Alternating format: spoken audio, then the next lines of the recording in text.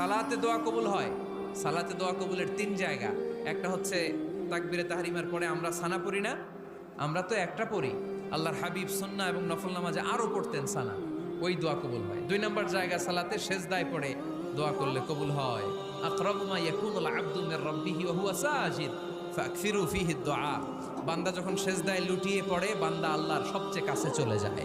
তা কিন্তু বিশ্বনবী বলে সেজদাটা তোমার রবের কুদরতি পায়ের উপরে পড়েছে।